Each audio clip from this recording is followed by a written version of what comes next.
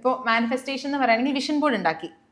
ഇപ്പോൾ വിഷൻ ബോർഡിൻ്റെ ഒപ്പം തന്നെ ആക്ഷൻ ബോർഡ് എന്ന് പറഞ്ഞൊരു സംഭവമുണ്ട്. എത്രത്തോളം അറിയുന്നില്ല, ഞാൻ പുതിയൊരു വാക്ക് പിന്നെ ഇട്ട് തരണമെന്ന് വിചാരിച്ചിട്ടാണ്.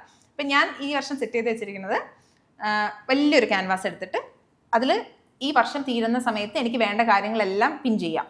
അതിന് ചുറ്റും അതിൻ്റെ ട്രാക്കേഴ്സ് വേണം, ഹാബിറ്റ് ട്രാക്കേഴ്സ് പോലെ വീക്ക്ലി ബേസിസിൽ ചെയ്യേണ്ട. ഇപ്പോൾ ഞാൻ ഇപ്പോൾ വിചാരിക്കുകയാണ് വർഷം 20 പുസ്തകം എനിക്ക് വായിക്കണം, മിനിമം 20 പുസ്തകം എനിക്ക് വായിക്കണം. അപ്പോൾ 20 കോളം ഇട്ടിട്ട് അത് അവിടെ ഉണ്ടാവണം. പുസ്തകം വായിച്ച് തീരുക എന്നുള്ളത് ഒരു ഇമേജ് അവിടെ ഉണ്ടാവുമല്ലോ. അതിൻ്റെ തൊട്ടിപ്പുറത്ത് തന്നെ ഞാൻ 20 പുസ്തകം വായിക്കണമെങ്കിൽ ഓൺ ആൻ ആവറേജ് ഇത്ര ആഴ്ച, 1.5 ആഴ്ച കൊണ്ട് അല്ലെങ്കിൽ 2 ആഴ്ച കൊണ്ട് ഞാൻ ഒരു പുസ്തകം വായിച്ച് തീർത്താലേ എനിക്ക് ഒരു വർഷം കൊണ്ട് 20 എണ്ണം വായിച്ച് തീർക്കാൻ പറ്റുള്ളൂ. അതും വേണ്ടേ?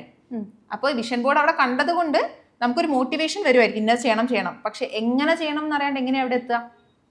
അപ്പോൾ വിഷൻ ബോർഡ് മാത്രം കൊണ്ട് കാര്യമില്ല, അഫർമേഷൻസ് മാത്രം കൊണ്ട് കാര്യമില്ല, ഒരു കാര്യം നടക്കണമെന്ന് 10,000 തവണ ഉരുവിട്ടത് കൊണ്ട് മാത്രം കാര്യമില്ല. ഇതിനെല്ലാത്തിനും സ്ട്രാറ്റജി വേണം. ഓക്കെ, ആ സ്ട്രാറ്റജിക്ക് നമ്മളുണ്ടല്ലോ, നമ്മൾ പ്ലാൻ ചെയ്യുമല്ലോ.